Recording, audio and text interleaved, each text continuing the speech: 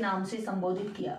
बहुसंख्यक लोग मुट्ठी भर लोगों के गुलाम क्यों रहें और आखिर क्यों सदियों तक उनकी गुलामी सहें? आखिर ऐसा उनमें क्या कमजोरी है जो मुट्ठी भर लोगों के गुलाम बनकर उनकी दास्तां स्वीकार कर कर मुरझाए चेहरों के साथ जीवन जीते हैं और वही मुरझाए चेहरे आने वाली पीढ़ी को भी, अपने बच्चों को भी विरासत में देकर चले जाते हैं। 1956 को दलित फेडरेशन की ओर से नागपुर में बाबा साहेब के सम्मान में श्यामा होटल में चाय पार्टी का आयोजन किया गया। इस आयोजन में आने के लिए बाबा साहेब डॉक्टर अम्बेडकर ने निमंत्रण स्वीकार कर लिया और इस आयोजन में बाबा साहेब डॉक्टर अम्बेडकर ने जो भाषण दिया वो भाषण मराठी में था। इसको हम हिंदी अनुवाद में आपके सामने रखेंगे, जो कि ये भाषण जो है महाराष्ट्र शासन द्वारा प्रकाशित डॉक्टर बाबा साहब अम्बेडकर के लेखन और भाषण खंड 15 भाग 3 पेज नंबर 527 से लिया गया है। डॉक्टर बाबा साहब अम्बेडकर ने अपने भाषण में कहा, यहाँ मुझे भाषण देना होगा, इसका मुझे पूर्व एहसास नहीं था। यदि मुझे एहसास होता तब मेरे लिए विचार संकलित कर आपके समक्ष रखना अधिक सुलभ हुआ होता। मुझे आज ऐसा दिखाई दे रहा है कि लोगों को राजनीतिक अधिक प्रिय लग रही है। आप लोगों में किसी दूसरी बात से अधिक राजनीति में रुचि दिखाई देती है, लेकिन मैं वैसा नहीं सोचता हूँ। अब मुझे धर्म अधिक प्रिय है और उसी के लिए मैं अपनी शक्ति खर्च करूंगा। तुम लोगों को अधिकार दिलाने के लिए मैंने आज तक बहुत कोशिश की है। उन अधिकारों को दिलाने के लिए मैंने गांधी से झगड़ा किया, कांग्रेस का सामना किया है। उस वक्त पहली बार चुनकर आए मुंबई असेंबली में हमारे 15 से 16 सदस्य थे। असेंबली में विरोधी दल के रूप में हमने काम किया था।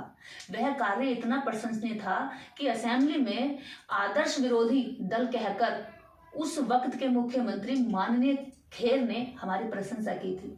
उसके बाद लड़ाई शुरू हुई। हम युद्ध के दौरान कुछ विशेष नहीं कर पाए थे। हमारा देश स्वतंत्र हो जाने के बाद संविधान तैयार हुआ। उस वक्त आरक्षित जगह के अधिकार का विचार हुआ था। कांग्रेस के लोगों को आरक्षित जगह के लिए स्वतंत्र निर्वाचन क्षेत्र मान्य नहीं था। उस वक्त जो भी विचार चल रहा था वह संयुक्त निर्वाचन क्षेत्र के संदर्भ में था। संयुक्त मतदान संघ का प्रयोग किया जाए, ऐसी बहुत लोगों की धारणा बन गई थी। कहते हैं भागते हुए भूत की लंगोटी भली। उसी न्याय से आरक्षित जगह ना छोड़ते हुए संयुक्त निर्वाचन क्षेत्र का प्रयोग करके देखना पड़ा। परंतु जो अनुभव मिलता है उसके अनुसार कांग्रेस के टिकट पर रिजर्व सीटों से जो लोग चुनकर आते हैं, यानी उस समय कांग्रेस ही पार्टी थी, जैसे कि अब बीजेपी भी है और भी अन्य सवर्णों के दल हैं, पर बाबा साहब उस समय कांग्रेस का संदर्भ इसलिए लेते हैं क्योंकि उस समय मात्र एक ही पार्टी थी।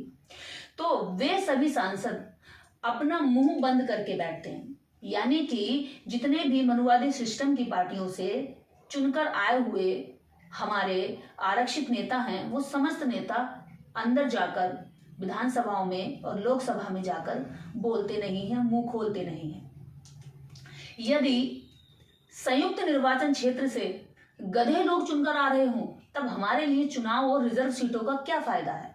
ये मैं नहीं बोल रही हूँ, बाबा साहब डॉक्टर अम्बेडकर अपने भाषण में कह रहे हैं कि आरक्षित सीटों से चुनकर आने वाले जो एमपी एमएलए हैं उनको वो गधों की संज्ञा दे रहे हैं और कह रहे हैं कि हमारे लिए ऐसे संयुक्त जो हमें रिजर्वेशन मिला है संयुक्त सीटों में, इस सीटों का हमारे लिए लाभ क्या हुआ जब वो हमारी बात ही नहीं कर रहे।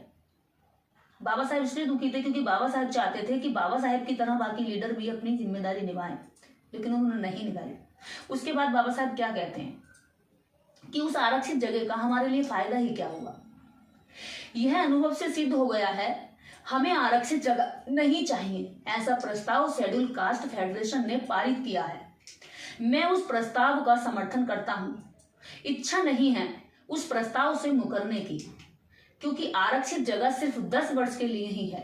जिस 10 वर्ष के आरक्षण की बात विरोधी लोग करते हैं, दलित पिछड़ों के अधिकारों के जो नफरत करते हैं, उन लोगों के लिए ये बात यहाँ से उठाई गई है कि वो इस बात को कहते हैं कि आरक्षण मात्र 10 वर्षों के लिए है।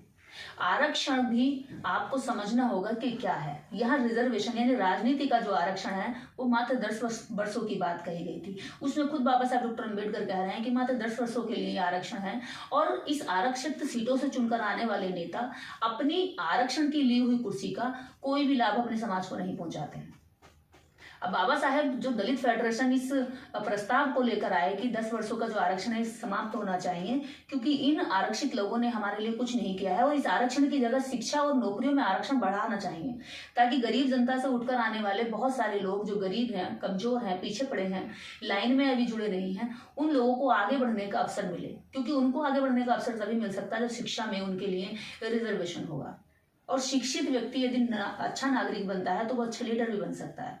तो यहाँ पर दलित फेडरेशन की जो सोच थी बाबा साहब डॉक्टर अम्बेडकर को, उसको बाबा साहब डॉक्टर अम्बेडकर नकार नहीं सकते थे, इसलिए वो कह रहे हैं कि मैं इस बात को नकार नहीं सकता, इसलिए मुझे इस पर स्वीकृति देनी पड़ेगी। वो कहते हैं आरक्षित सीटें अब इस चुनाव के बाद नहीं रहेंगी, हम लोगों में एकता बाकी सभी दूसरी बात से अधिक महत्वपूर्ण है। यह बाबा साहब लास्ट में एक लाइन और कहते हैं कि बाकी समस्त बातों से महत्वपूर्ण है हम सबकी एकता, कि हम में एकता होनी चाहिए।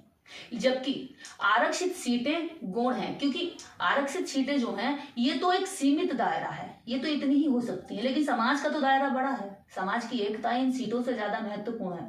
यदि समाज में एकता होगी तो ऐसे नेताओं को भी हम सही कर सकते हैं, उनको सही काम करने के लिए प्रेरित कर सकते हैं और दबाव बना सकते हैं। यहाँ पर दलित फेडरेशन के आंदोलन ने हम लोगों को स्वाभिमान निर्माण किया है। बाबा साहब कह रहे हैं कि दलित फेडरेशन जो बनाया गया है, ये जहां जहां भी काम कर रहा है, इसने जो आम जनता थी जिनमें स्वाभिमान नहीं था, जो अपने पहचान नहीं करते थे, जो सम्मान से जीने के लिए कभी प्रेरित भी नहीं होते थे, उन लोगों में दलित फेडरेशन ने एक महत्वपूर्ण काम किया है कि उनमें स्वाभिमान पैदा किया है, और ये गौरव की बात है। उसी के कारण हमारा संगठन बना है, लेकिन उससे समाज में तटस्थता आई है। दूसरे लोग हमें वोट नहीं देते और हम उन्हें वोट नहीं देते, और ये एक प्रकार की नाकेबंदी की तरह है। दुर्भाग्य से हम जागरूक लोगों की जनसंख्या कम है, यानी जागरूक लोगों की जो संख्या है वो लिमिटेड है और अजागरूक लोगों की भरमार है। तो बाबा साहब यहाँ पर चिंता व्यक्त करते हैं कि जागरूक लोग कम हैं और हम कम होने के नाते अल्पसंख्यक जैसे हो गए हैं। ऐसे समय फेडरेशन जिस हालात में है उसे उसी हालात में रखना कठिन हो रहा है, इसलिए दूसरे समाज में हमारे दुखों को जानने वाले कौन लोग हैं, हमें उनकी पहचान करनी होगी। मैं ऐसे लोगों को एकत्रित करने की कोशिश कर रहा हूं। मेरी कोशिश सफल होने पर हमें नया दल बनाना पड़ेगा और उस दल में हमारे साथ दूसरों को भी सम्मिलित करना पड़ेगा। यहाँ बाबा साहब डॉक्टर अम्बेडकर दलितों को कह रहे हैं दलित फेडरेशन चलाने से मात्र हमारा भला नहीं होने वाला, हमें ओबीसी को भी जोड़ना होगा, हमें एससी को भी जोड़ना होगा, हमें अल्पसंख्यक को भी अपने साथ जोड़ना होगा, तभी हम राजनीति में सफल हो सकते हैं। और डॉक्टर अम्बेडकर के इसी प्रयोग को, इसी भाषण को, इसी बात को माननीय कांशीराम साहब ने समझा और वो समझ गए थे कि मात्र एक जाति से राजनीति में हम सत्ता हासिल नहीं कर सकते, हम राजनीति में अपना सिक्का नहीं चला सकते, हम राजनीति में स्टैंड नहीं कर सकते। इसलिए माननीय कांशीराम साहब ने बाबा साहेब की इस बात को बहुत गहराई से समझा और इस गहराई से समझी हुई बात को लागू किया। उन्होंने प्रत्येक जाति में लीडर तैयार किए और प्रत्येक जाति को दलितों से जोड़ने का काम किया, यानी एक केंद्र बिंदु बनाकर उसके इर्द गिर्द जितनी भी बिखरी हुई जातियां थी सबको राजनीतिक रूप से एकजुट करना चाहा और उन्होंने करके भी दिखाया। बाबा साहेब की कही हुई बातों का प्रयोग माननीय कांशीराम साहब ने किया और प्रयोग करके जिन दलितों को जानवरों से भी ज्यादा बदतर समझा जाता था, जिनके होने का ना होने का कोई मतलब ही नहीं था, जिनके होने से कोई एहसास ही नहीं होता था या सरकारों को कोई फर्क नहीं पड़ता था, उन लोगों ने इस देश की राजनीति को चुनौती दे डाली।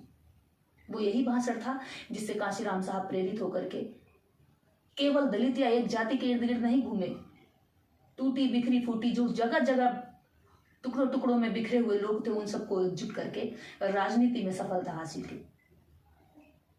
यही बाबा साहब डॉक्टर अम्बेडकर उसके बाद कहते हैं कि जब दूसरे दलों के लिए हम अपनी राजनीति में, अपनी पार्टी में और दूसरे जातियों के लिए रास्ता खुला छोड़ेंगे तभी वे हमारे साथ जुड़ेंगे। जब हम अपने सम्मान की तरह उनको भी बराबर का सम्मान देंगे तो वह हमारे साथ आकर के राजनीति में अपना भी अस्तित्व खोजने की कोशिश करेंगे।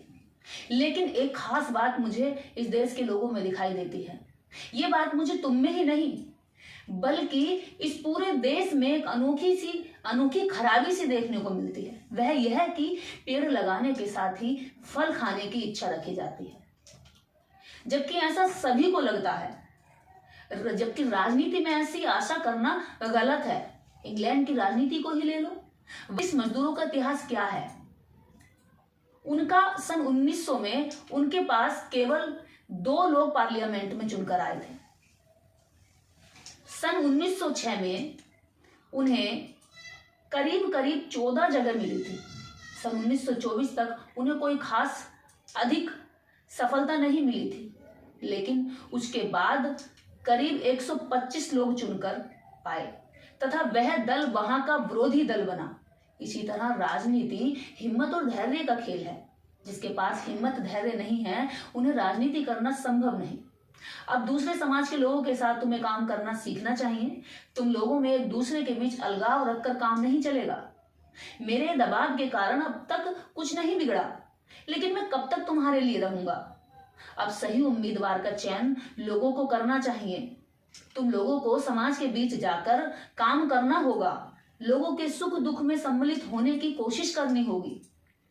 जब लोगों के दुख में जाओगे, शामिल होगे, तो उन्हें जुड़ने का मौका मिलेगा। जो ऊपर बैठे हुए शिक्षित और अशिक्षित लोगों के बीच में जो खाई है, इसको पाटने के लिए तुम्हें मेहनत करनी पड़ेगी। तुम्हें उनके बीच में जाकर यह एहसास कराना होगा कि तुम उनके ही जैसे हो और वो तुम्हारे जैसे हैं। उन्हें भी ऊपर उठने के अवसर देने होंगे। ये था बाबा साहब डॉक्टर अम्बेडकर का भाषण। साथियों, बाबा साहब डॉक्टर अम्बेडकर चाहते थे कि इस देश के अंदर बहुसंख्यक लोग, जिसको बुद्धा ने भी बहुजन के नाम से संबोधित किया, बहुसंख्यक लोग मुट्ठी भर लोगों के गुलाम क्यों रहें और आखिर क्यों सदियों तक उनकी गुलामी सहें?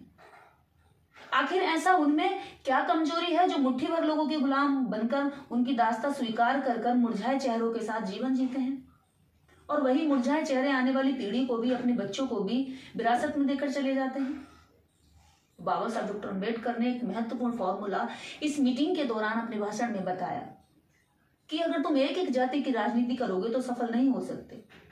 बिखर कर तुम्हारा भला नहीं है, जुड़कर भला हो सकता है। तो बहुजन का मतलब मात्र एक जाति नहीं, वो समस्त जातियां हैं जिन जातियों को अल्पसंख्यक यानी सवर्ण समाज ने गुलाम बना के रखा है। बाबा साहेब की बात को हमें मानना चाहिए। हम अलग अलग जातियों के हीरो ना बनकर हम बहुजनों के हीरो बने, हम राष्ट्र के बच्चे बने। बाबा साहब डॉक्टर अम्बेडकर को भी दलित नेता कहकर सिमेटने की कोशिश की, लेकिन डॉक्टर अम्बेडकर ने भारतीय संविधान लिखा तो केवल दलितों के लिए नहीं लिखा, उसमें सारे अधिकार देश के प्रत्येक नागरिक को दिए। तो इसलिए हम अपनी जातियों के नहीं, अपने राष्ट्र के नेता बने। बहुसंख्यक, ज्यादा संख्या के जो लोग हैं, जो सताए हुए लोग हैं, उनके लीडर बने। यही बात आज हमारे बहुजन लीडरों को समझने की जरूरत है। इसी के साथ जय भीम, जय भारत। जागते रहिए, जगाते रहिए।